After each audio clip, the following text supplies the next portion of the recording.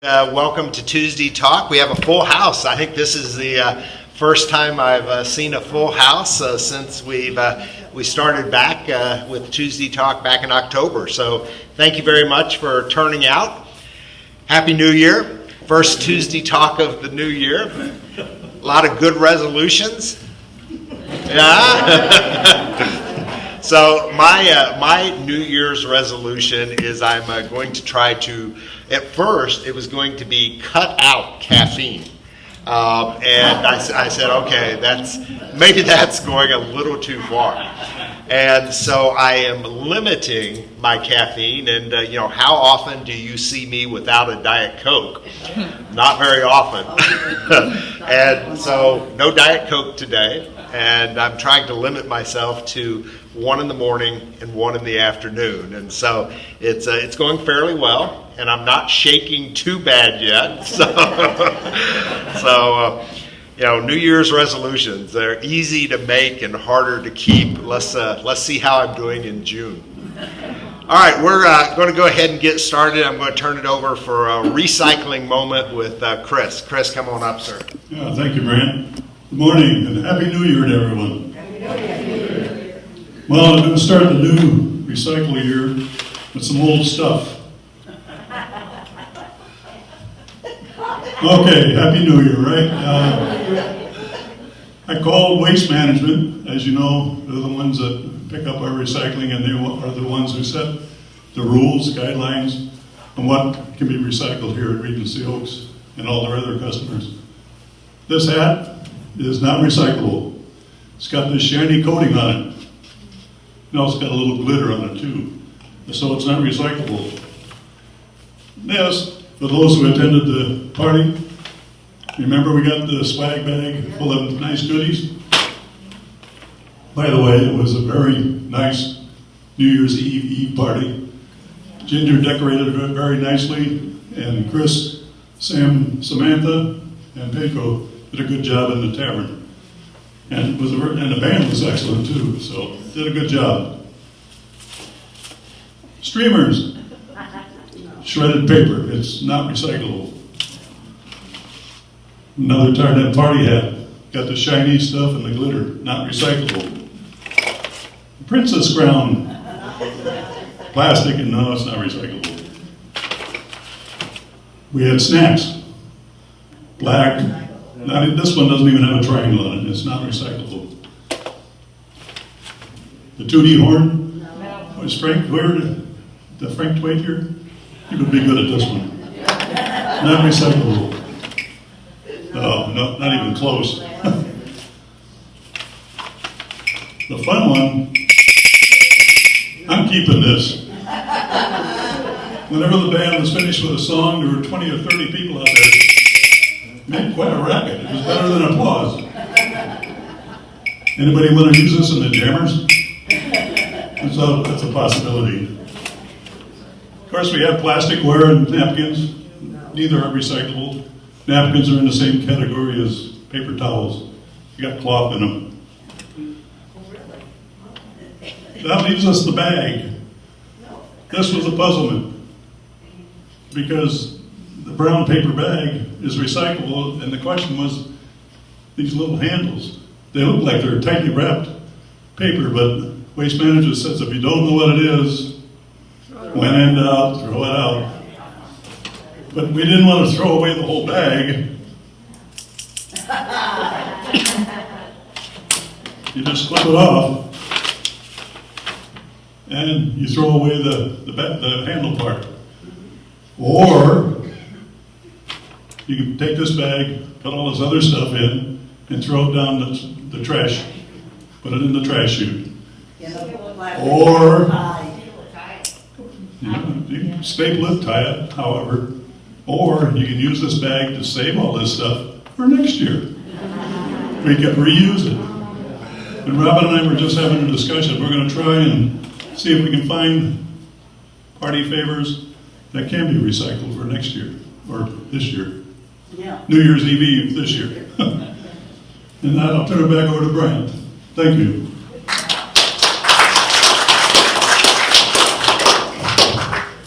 Can I applause?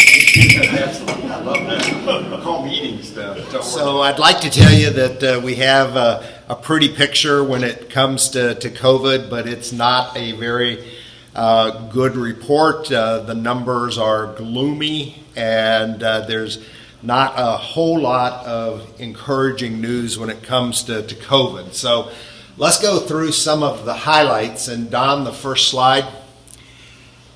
Across the globe now, there's a new case of COVID every 6 seconds. Next slide. And every 33 seconds across the globe, someone is losing their life to COVID. And so the numbers are up, not only here in Florida, but across the United States and in all the countries in the world that are fighting this disease.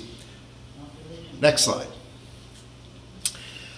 As if things were not bad enough, there's now a new strain.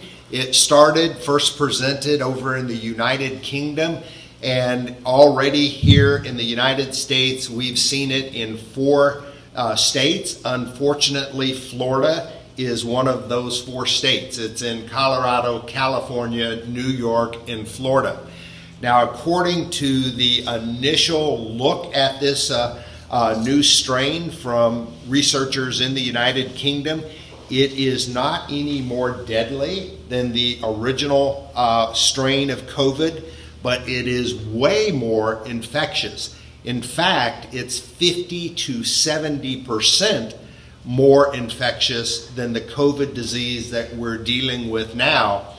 And it's interesting as you go back and look at this a year after the fact, many of the scientists and researchers now believe that COVID was in the United States as early as December of last year, not 10 days ago, but December of 2019.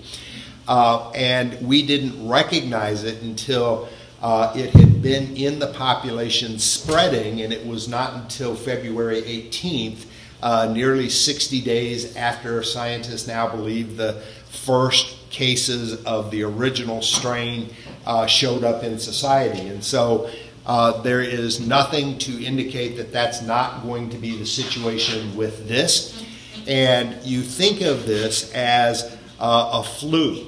And so the word that is being used is pandemic, but this has much more characteristics of flu than it does of a pandemic. And so every year there will be, just like there is a new type of flu, we'll have a new strain of coronavirus. And according to the CDC, and this is not the UK, the left side of the chart is talking about what the UK sort of has observed. This is what the CDC is telling us. These emerging strains have the ability to spread more quickly, cause milder or more severe disease. Now that's an oxymoron, right? How does that help you? This is concerning. It has the ability to evade detection by diagnostic tests.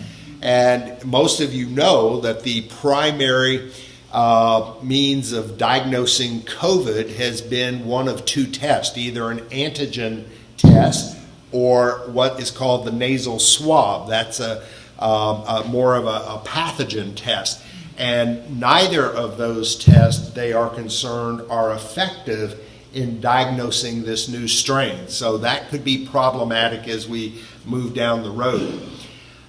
So far, it is not responding to the treatment modalities that are working with the original strain. Now, that's not necessarily surprising, because you will remember back in February, March, when we had the initial COVID impact, and scientists, the death rates were really, really high, and scientists were trying to figure out how you treat it, and they didn't know about steroids and anti-inflammatories and the drug regimens that were developed by May and June that once employed were able to not stop the spread of the disease, but eliminate or significantly reduce the number of people who were dying from the disease. So we will probably have to go through a similar process with this new strain. It's going to take scientists and researchers time to figure out how to treat this new strain. The other thing that has the CDC a little concerned is it looks like it has the ability to evade either natural, meaning your internal immune system, or a vaccine-induced immunity, unlike the original strain. So, sort of some scary stuff. And, I'll keep you updated as we learn more about it and hear what's developing. We continue to monitor Johns Hopkins and the CDC and the Department of Health, Leading Age. We spend a lot of our time on the phone, attending conferences, getting the latest updates from the government sources. So, just as we might predict, I think I missed a slide. Don, go back one if you would, please. No, all right, go ahead. I'll work with this one right here. So new cases by day here in Florida, and you can see since Christmas Day, 12/25, we had 5,954. And on 1/3, we had 11,215 cases. So it more than doubled in that week period. That's here in Florida. Next slide. This is the positivity rate in Florida. It's significantly higher. You know that our benchmark was about 5%. At 5%, you have very limited restrictions. And for the first time since, May or June, we broke above the 10% guideline. And since 10/27, we've been not only climbing, but we've been above the 10% benchmark for 7 or 8 consecutive days.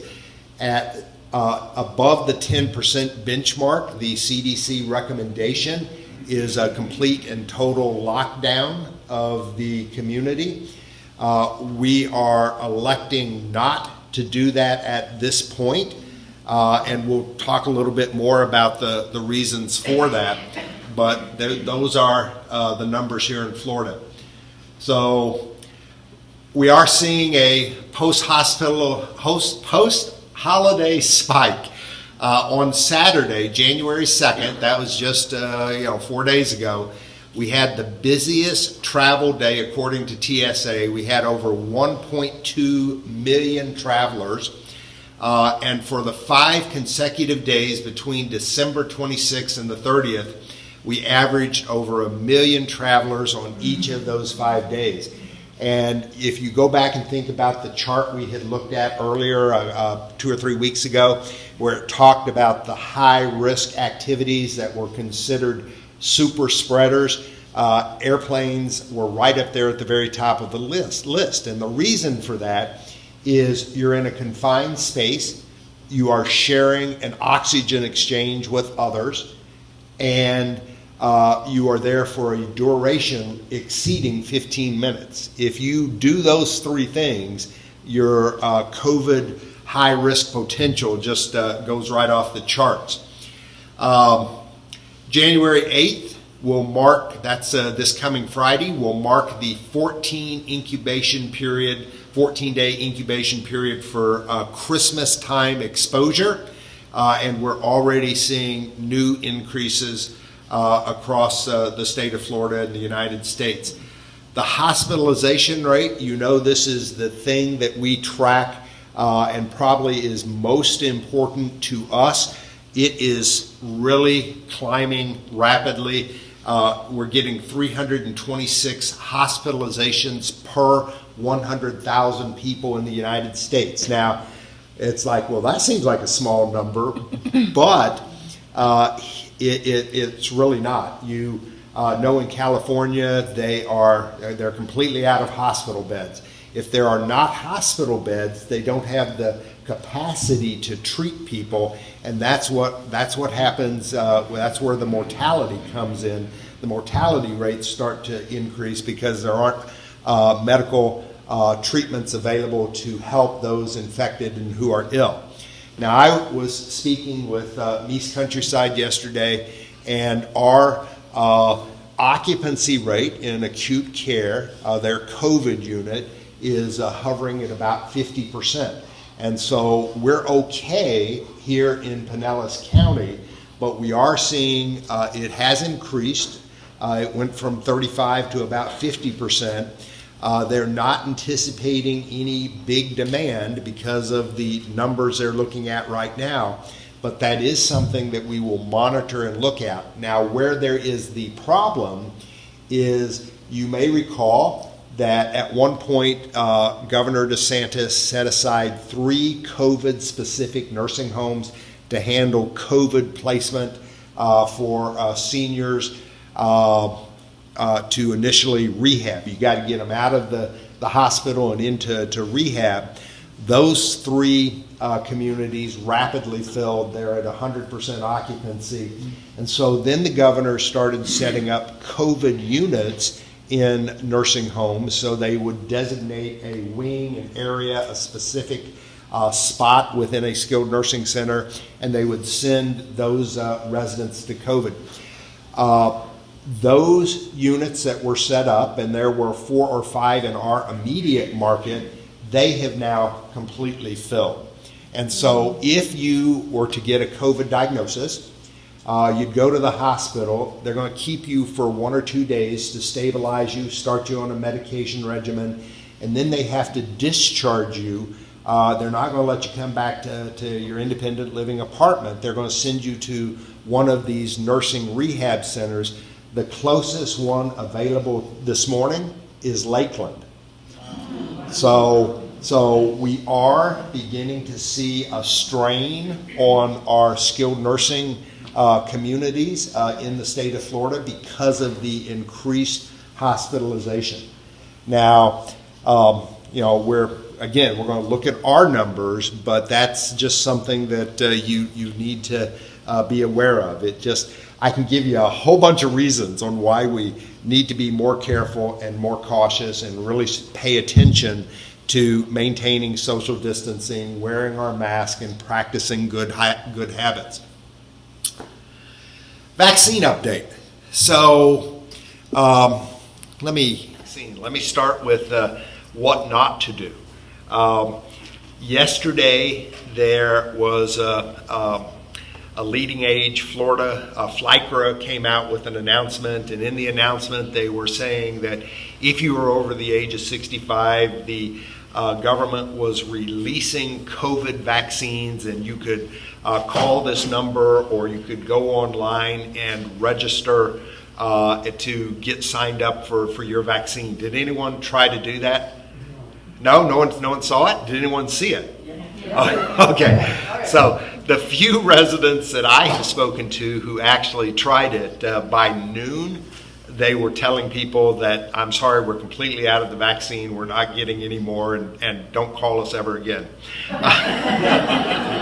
And so here's what we think happened with that is, that the hospitals were in the group 1A, and so the hospital, you also know that these doses come out in 945 vials per case, and there are 5 doses per vial, and so you can do the math. And what happened is, this is leftover vaccine that was going to go to waste, and somebody got the great idea of, rather than letting it go to waste, we ought to make it available to the general public, and we ought to start with the 65 plus.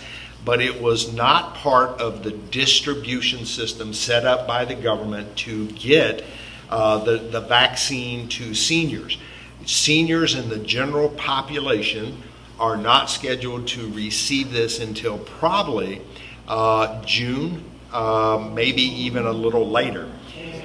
You know that the rollout has been going much slower than the government had predicted. Originally, they had said we would have 20 million doses administered by the end of the year. It turned out to be about 4 million doses. And right now, things are pretty much in a standstill. This is total, utter confusion, and it's really difficult in that the left hand is having a hard time knowing what the right hand is doing. CVS, Walgreens, the Department of Health, these DOH SWAT teams that are going around the state trying to administer the vaccine, and quite honestly, it's been sort of poorly handled and even more poorly communicated. But let me cut through some of that. I do have some good news. So on Thursday, at right before midnight, so right as we were getting ready to welcome in the new year, the governor issued a new executive order, and I had the number, you don't care. But what the new executive order said is it clarified his stance on independent living residents who reside in a CCRC. And because you live in a CCRC that has a skilled nursing attached to it, we have a higher level of priority than the 65 plus who lives out in the community that is scheduled to get the vaccine sometime in June or July. So you're in a category called 1B, which includes our assisted living, and if you live in a CCRC, it is going to include the independent living. So we have been working to try to get the vaccine set up here because it's more efficient, it's a better way of administering it to a large number of individuals, and it keeps you from having to go sit in a line in your car for 6 hours as you slowly inch up to be the next to get vaccinated. So I have information to share. I want to say this 3 times so that I can't be misquoted. It is tentative, it is tentative, it is tentative. But we have tentatively set up our vaccine clinics for Regency Oaks, and they currently are scheduled for the first shot January 31st. Set this up, for our clinic, for the 31st of January between 11 and 5, with the booster shot to follow 21 days later on February 20th from 11 to 5. Now, over the course of the next couple of weeks, we will firm this up, get confirmation, make sure that the dosage count has to be right. And so that's one of the first tasks that we have to do as residents, is decide, make that decision, are you going to get the vaccine or not? Because I will have to pre-order the dosage. They don't want to waste dosage. So we'll have to determine who is going to get it and who's not. There are consent forms that have to be filled out. It's a 2-page consent form. They need to be filled out in advance so that they are ready to go, and it makes it more efficient when we actually go through the process. And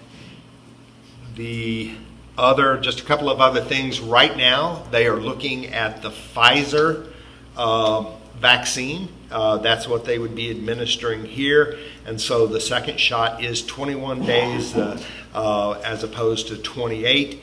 And it's the cold storage, so it will be limited in how we are able to administer it. It will probably be here in the town hall, and we're going to figure out how to manage the crowd so that we do not overwhelm the system and we maintain good social distancing.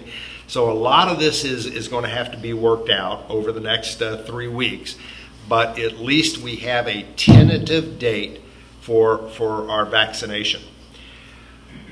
One of the cautions, and I have to be really cautious about this because As I mentioned, it's tentative.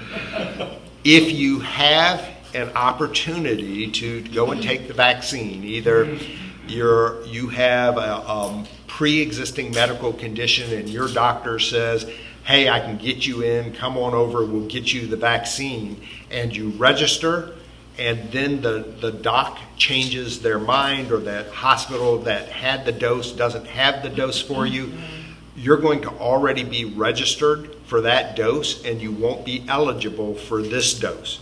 So you have to be very, very cautious once you register that you're pretty committed to following through on where you're going to get vaccinated. And if that's not, if you register somewhere else and it falls through, you very likely will not be eligible to re-register somewhere else, including here at Regency Oaks. And so we'll spend some time walking through the mechanics as we learn a little bit more. But there are going to be some hiccups that I want you to be aware of. The other hiccup is this is a one-shot deal. And so if you are scheduled to be out of town on January 31st, you lose the opportunity to get this shot a second time. If you have a medical appointment scheduled at the exact time that they're here, and you go to the doctor's appointment instead of staying for the vaccine, you will lose the ability to get the vaccine here.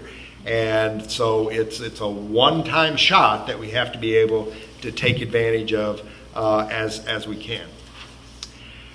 Okay, so I'm going to stop for just a second and take vaccine-related questions before we go on with the rest of the COVID report. Only vaccine-related questions. Any vaccine-related questions? What day of the week is that? Don, I may need some help.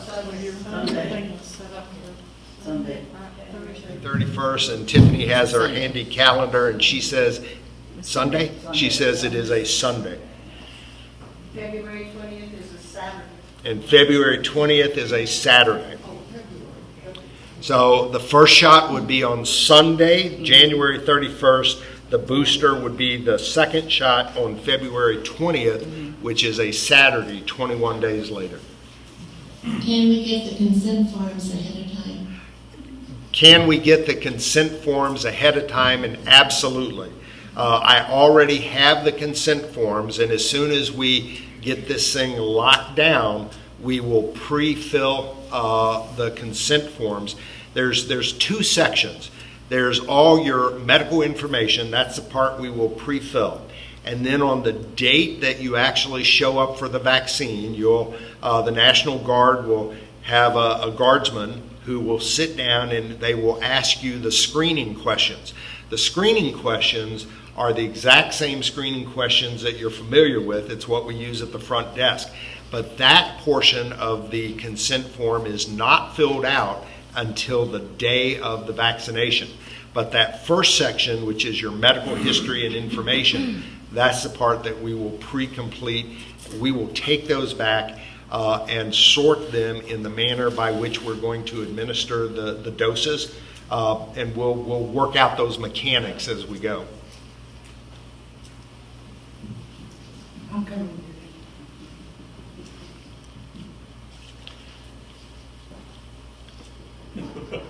Will times be pre-assigned? So will times be pre-assigned? And we're trying to figure out how we're going to do that. We've talked about doing it alphabetically. We've talked about doing it by wing, by floor.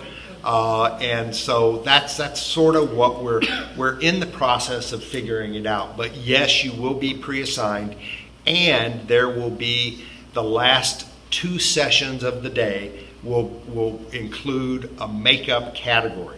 So if let's say we decide to go by wing, by floor, and you are third floor in wing and you just did not make it, you'll have one more opportunity that day in the late afternoon to attend a makeup session that will be broader, open to others. You're next. What time is it set aside for? The time that is tentative is between 11 and 5. Okay, so we'll only interfere with dinner time for Well, no, of course, you know, as it runs over, you have to Yeah, true. What's more important? Yeah. No, very true. True observation. Have you calculated that there's enough time for everybody who wants one to get it on that one day and time? Yeah, this is, this is a assembly line.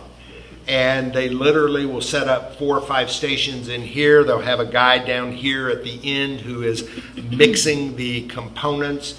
The guardsmen will register people as they come in the door.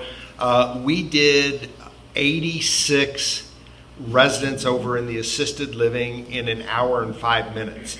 So if that formula keeps up, we should be able to do this in 4 hours.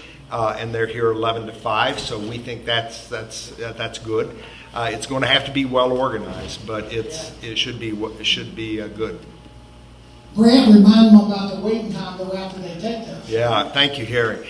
So most important part of the process is there is a waiting period of 30 minutes after receipt of the vaccine where you have to be monitored for symptoms. We've been very fortunate. Of the 200 plus vaccinations that we've given, that we've only had 2 symptoms, and both of them were nothing more than complaints of feeling flush and warm. But we've had no allergy reactions, we've had no shortness of breath, we've had none of the severe reactions. So this is proven, at least for us and for LCS, that's the communities I'm familiar with, this has proven to be a very safe vaccine. I have a question. Wait a minute. I'm sorry. Yeah. Everybody's here. Okay. I want to know about the applications. How is that going to work? Are you going to, put it in each box, let people know where it is? Because some of the people don't go down to get their mail or whatever. Yeah. How is it going to work? So we haven't figured that out yet, but we will either do it door by door. If we don't get a vaccine, we'll have some method of following up and calling you, reminding you that you have to fill complete a consent form. So we haven't worked that out entirely yet. Okay, we're going to go ahead and go back to the COVID report. And Tiffany, if I can get you to reposition, and Don. Here's the state of Florida numbers. A couple of things I want to point out. The hospitalizations here in Florida is up to about 63,000. You'll recall less than a month ago, that number was like 37,000. So it has doubled. Let's go to Florida testing.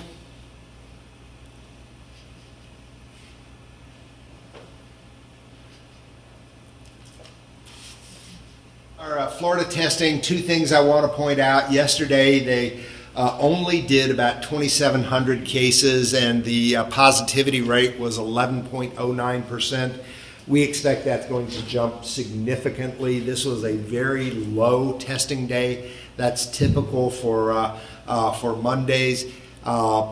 We've been testing 4,000 to 5,000 people a day, and the lower the number of people tested, the lower the positivity rate. So we actually think we're going to see an increase. And sure enough, you can see over here on this line graph on the bottom 2 things. You can see the spike starting at about 220, and it just started to climb. That dotted white line going across the screen is the target range of 10%. And so at 10% or more, the governor is to impose lockdown across the state. He's supposed to shut down restaurants, eliminate everything but non-essential travel. The governor has not done that as of this point. We're not doing it either, and it's because of our numbers in Pinellas County, our numbers here at Regency Oaks, and the fact that we have a vaccine coming. So those were the 3 factors that we used in making the decision to continue to operate with our doors more open than what the indicators might suggest. All right, cases by county. Let's go all the way over to health metrics.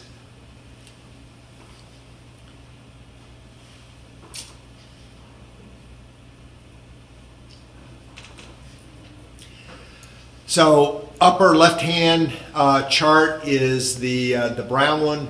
That's the number of individuals showing up at the hospital with flu or pneumonia. You also see that spike starting at about 12-19. The COVID-like illnesses on that same period of time actually stabilized. But if you look at the documented new cases, and these are individuals, the yellow chart over on the right-hand side, you can see the pretty significant rise. What's causing that distinction is these are only hospital visits in the purple.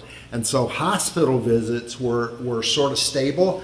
And part of that says this, is that as we've gotten more experienced in dealing with COVID, hospitalizations are not always required, and more people are able to have COVID and be treated at home without having to end up in the hospital. So that's actually a dynamic that is working in our favor and is very positive.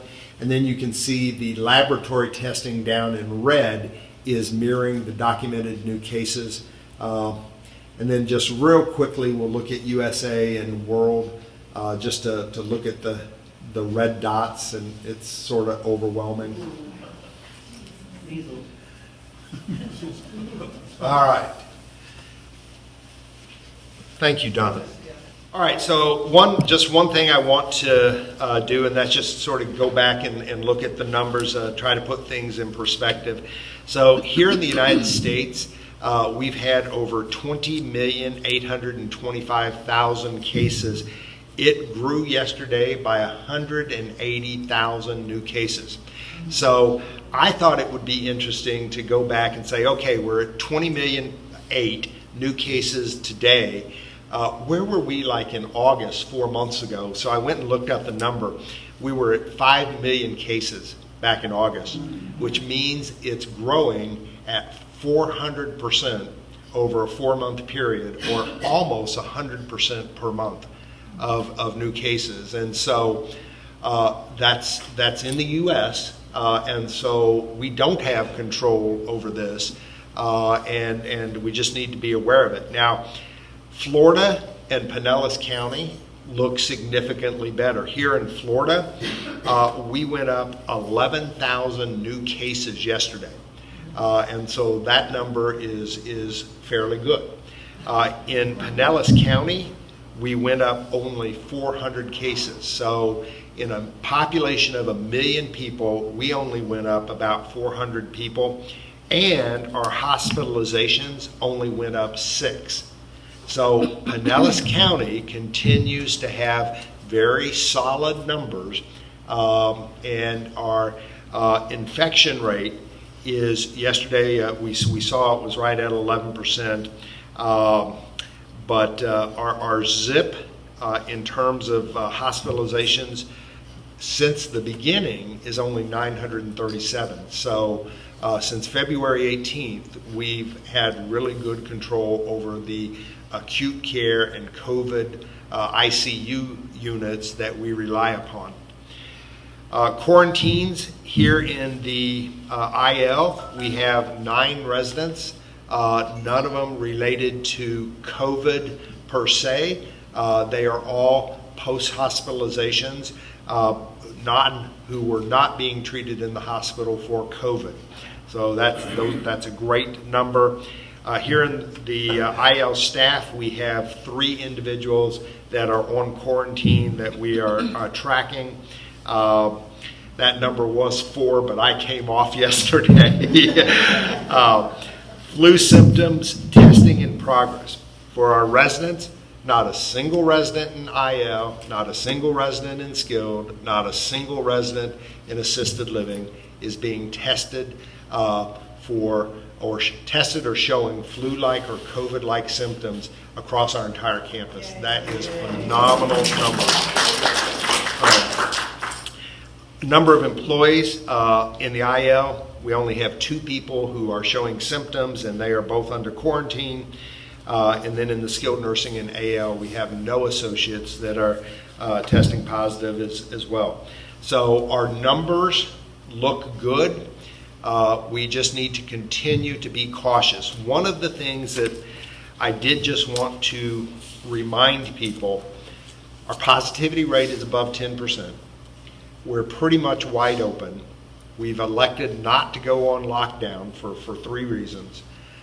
But one important element that I really need you to help me spread the word and make sure that you and your neighbors are to the best of your ability following the guideline is I've gotten a number of reports from residents and staff members that families are using the fobs that belong to their parents to come inside doors. And the reason they're doing that is they don't want to go through the screening process, and I get it. That screening process is annoying, and when you've done it twice a day for almost a year, you're probably sick of doing it, but it is the one thing that we are convinced that has separated us from some of these other communities that have not been able to control the spread. It defeats the entire purpose if we have family members who just out of convenience have chosen to avoid the screening and go inside doors. So please help me with this. Talk it up amongst your neighbors and your friends. That's not a safe practice. It puts all of us at risk. And we know how quickly this can spread if it gets into one of our buildings. Okay, so I'm going to turn it over briefly to Tiffany, and she's going to come up and make a few comments. Oh, I'm sorry. Norma Hello, Jean. Happy New Year. Thank you, Norma Jean. I'm sorry. I just wanted to update you on a few things. I have a few notes. I have a few notes for you. We have added Walmart shopping trips on Mondays and Thursdays at 1 p.m. We were doing 3 trips to Publix, but now we just added Walmart. So please feel free to sign up in the transportation book if you need to need things from Walmart as well, not only Publix. Also, we have gotten a new bus. Yay, round of applause. 2021 is looking great already. So we do have the new bus. We are going to set out a time where it's sitting in front of the north and the south building so you can come take a tour, take a look at it. Tom or Tuck will take you on a quick little cruise in it. So we want to make sure that all of our residents can start to enjoy the new bus. Also, next Thursday is our Yeehaw Country Cocktail Party. So we're kicking off, still having a great time at Regency Oaks. We cannot thank you enough for always wearing your mask. That's the only way that we're going to be able to continue these type of events at Regency Oaks. We will be doing it a little bit different. Same way that we set up for the anniversary dinner as well as the New Year's Eve dinner. We will have the cocktail size tables inside of the town hall where the entertainment will be. With the weather changing now, we can't really do much outside because it's going to be pretty chilly. But you can still enjoy yourself outside or by the fire pits if you still want to be able to do that social distancing. But we're just changing it up and slowly trying to create our new normal. So that will be next Thursday. Also, we do want to just remind all of our small group activities, whether that is bingo, pinochle, charades, please wear your mask. Those type of things, I know sometimes because we enjoy each other and we're used to each other, we take our mask off. Also, the department head, we're guilty of that as well, but we're really trying to make sure we're doing a great job at wearing our masks, especially in those type of venues. So if you're playing cards or if you're at bingo, please make sure to remember to continue to wear your mask and social distance and wash your hands after you're done. Thank you. All right, and up next, Lauren, and she has an ad valorem update. More forms.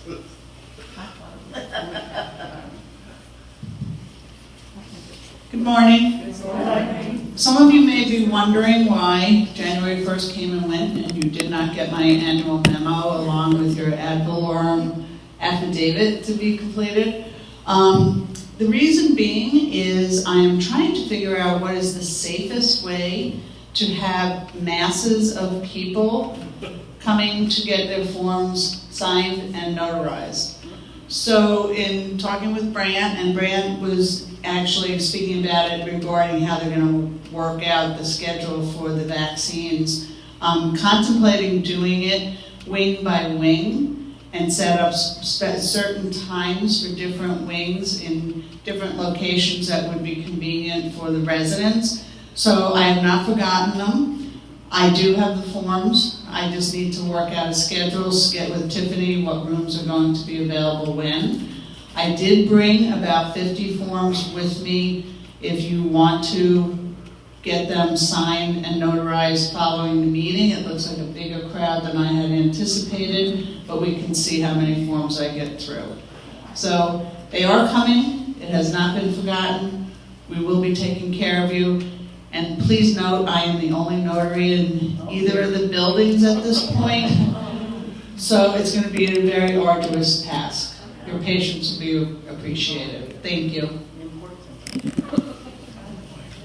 Includes everything we had for you today, and we'll open it up for any questions and answers.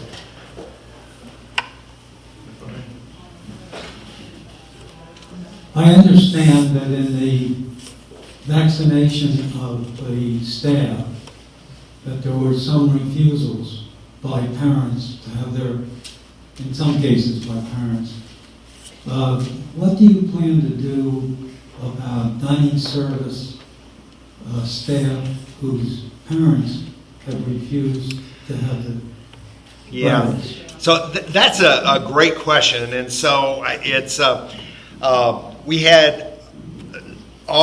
have 52 young servers that work in our dining room, and I can tell you that not a single one of them took the vaccine.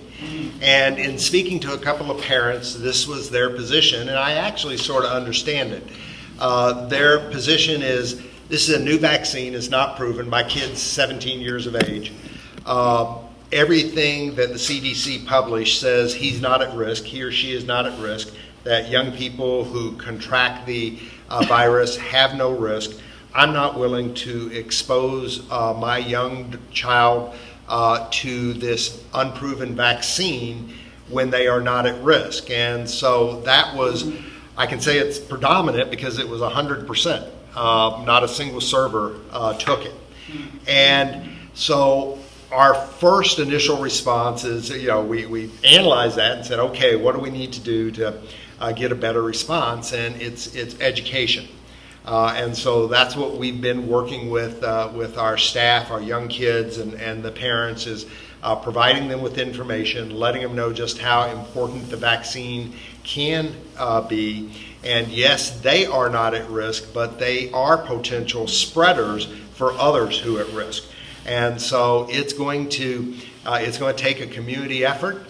We will probably have 20-25% of the residents who will not take the vaccine. That's sort of seems to be the average.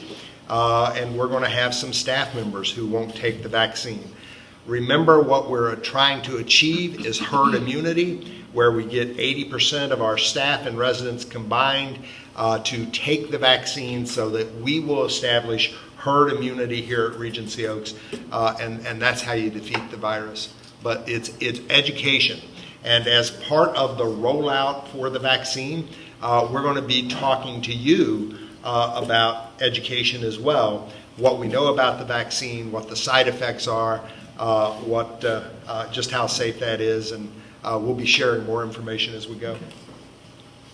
One of our sons-in-law is a doctor, and when I told him that one of our neighbors said she wasn't going to get it until Dr. Fauci took it because no one knew what the long-term effects would be. And he said, oh, really? It takes 15 to 20 years to find out long-term effects. How old are you? He said, go get it, be first in line. Hear, hear. I like that.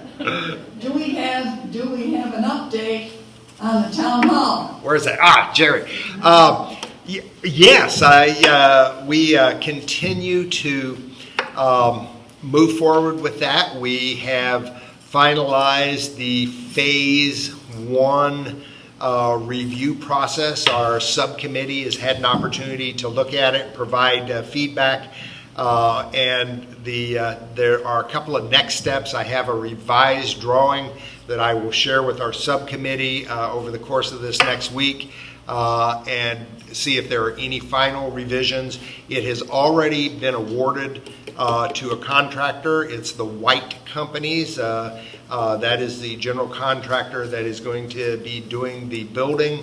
It has gone to drawings.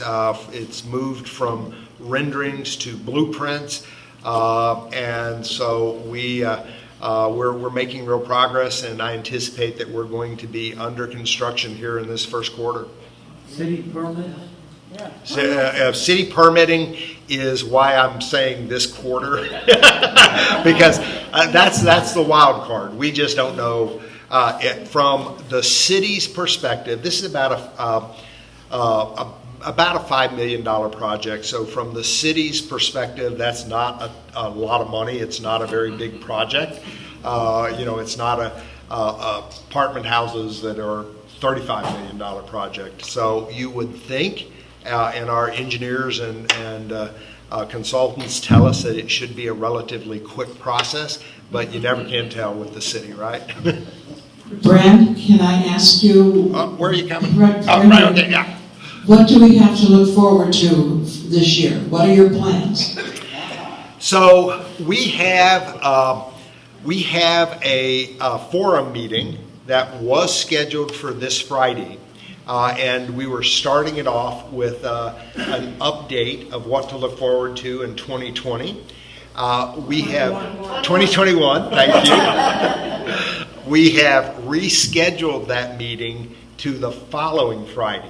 So this Friday is the second associate vaccination. So all of the people who took it the first time are going to be getting their booster shot on Friday, and it starts at 10 o'clock. So all of the staff was set that as a higher level priority. And so we moved the forum to next Friday, but we're looking forward to being able to share some of the exciting news about 2021.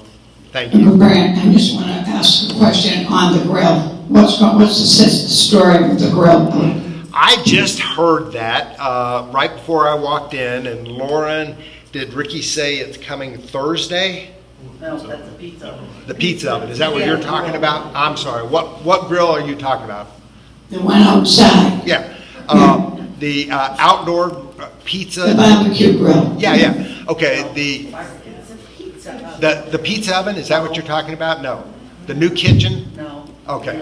You want to have steak out on the... Why aren't we using it? I mean, what's it there for? We absolutely are ready to use it as soon as the temperatures get reasonable. It's too cold right now, but they are ready to go. It's been approved. We've got approval for up to 24, so we're ready to go. Are they putting a cover on top of it?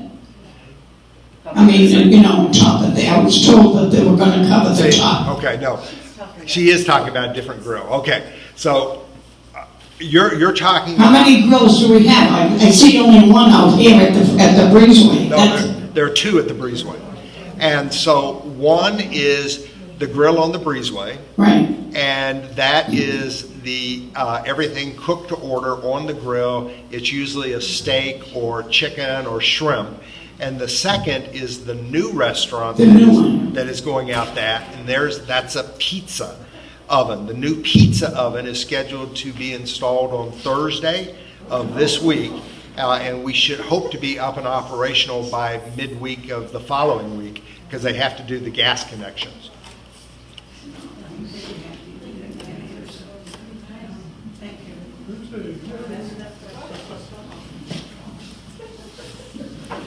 Too many grills. Brent, I have a quick question. question, clarification of something you said earlier. First, let me say Regency Oaks is in such good shape after seeing those numbers that it's stunning. Thanks. Secondly, It takes all of us. yeah, it's a team effort, no question about it. Secondly, point of clarification. Earlier, if I heard you correctly, if I get sick and I get COVID, and I go to the hospital up at St. East Countryside, they're not going to send me back here to recover. They're going to send me to Lakeland. Right now, today, and this changes every day, but as of today, there are the closest available COVID rehab bed is all the way in Lakeland. So I cannot return to my own apartment from the hospital. Well, yes and no. I mean, a lot of that is driven by your condition, and so if you've had a short convalescence, and then it may be possible to send you back. If you've had complications because of the COVID and you need a rehab center, yes, you are not able to return to the apartment under those circumstances. But here's the thing. It's always been this way. It will continue to be this way. We have advocates who are fighting for you if you get hospitalized or if you get a diagnosis. Call me, call Travis, call Leslie. We work in this system. We know what the loopholes are. We know how to get things done. Don't go it alone. Don't leave it into the hands of a discharge planner that you've never met in your life. Reach out to us because we know how to navigate within the healthcare system. That's great advice. Thank you. Just don't get sick. I know. There's the easy answer. Just don't get sick. I just have a question about the cleaning, which maybe it's not as necessary as it was at the beginning when we wanted to clean all the surfaces. But in the activity rooms where they're playing games, are the housekeepers still going in there and wiping tables and chairs down? They do in the dining room, but what about in there? And they also used to come and do the railings, and down the hallways. I don't see any of that. Is there no need for that? So, great question. And so, yes, we are still doing some cleaning. We're no longer doing it twice a day. It's down to once a day. We also are supplementing it with a fogger. And maybe we try not to do it while people are in there, hit you with a fogger. But that's the latest technology, is rather than hand wiping everything, we are killing it with a fog, a disinfectant fog. One of the things that we have learned about COVID is the opportunity for it to pass from surface to human is minimal. It's under 3%. And so that's why our focus is on person-to-person spreading. That's how this virus is spread. You're not going to get COVID by touching a podium that someone else just touched. That's not how you're going to get COVID. Super spreader events is how you get COVID. Large crowds, people not wearing a mask. If I keep you longer than 15 minutes, indoor, shared space. That's why you wear a mask. We keep social distancing. Those are the things you need to focus on. Great question. What you just said about advocates brought a question to my mind, because you said if you're in the hospital 1 or 2 nights and then you're dismissed to rehab, with Medicare you have to be in the hospital admitted for 3 midnights in order for Medicare to pay for it. So does that go along with COVID? Yeah. So Judy is sort of right. If you go to Meese Countryside, and I'm only talking about Meese Countryside, we're a part of their ACO, their accredited care organization, and we are one of their premier members. And what that means is we're one of 4 skilled nursing centers in the county that they have recognized as being a premier level of care, and they waive the 3-day prior hospitalization in order to qualify for Medicare. So every other hospital, she's 100% correct. But because of our relationship and standing with Meese Countryside, that has been waived. Great question. All right. Well, thank you very much. I'm sorry to have kept you this long. I'll try not to do it again. Thank you for coming.